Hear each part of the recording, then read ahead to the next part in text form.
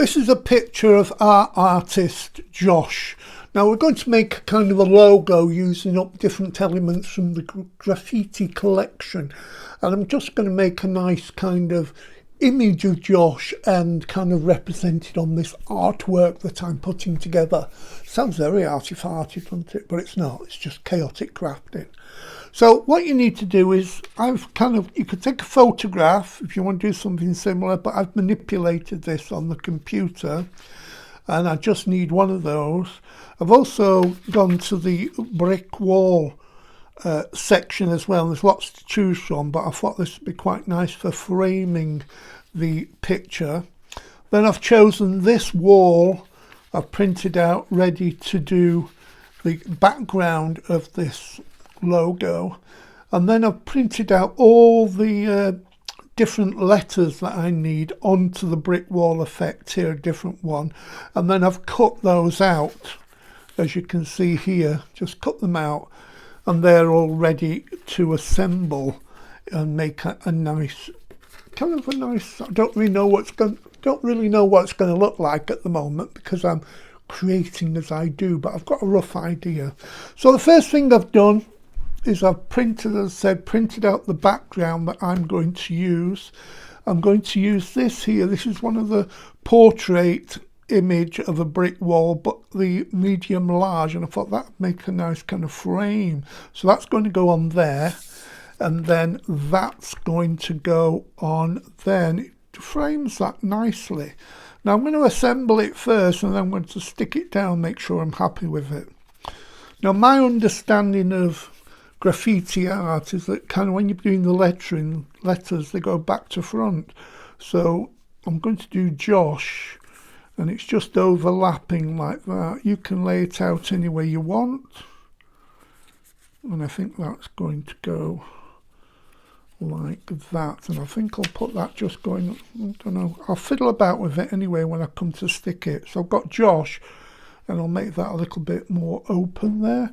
And then I'm going to overlap it by doing the art.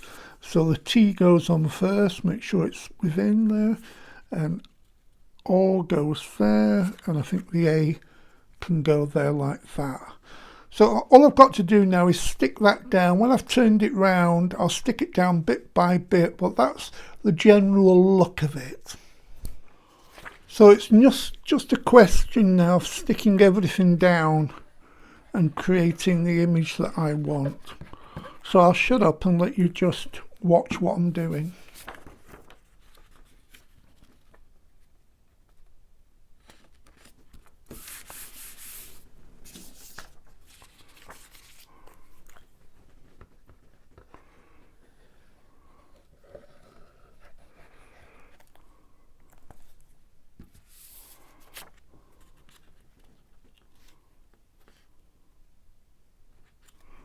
And as you can see, I'm setting this slightly off, so it gives more of a kind of a 3D look. So everything being geometric. So I've got the Josh first, so the H needs to go down, and I stick that there so it's still within the frame.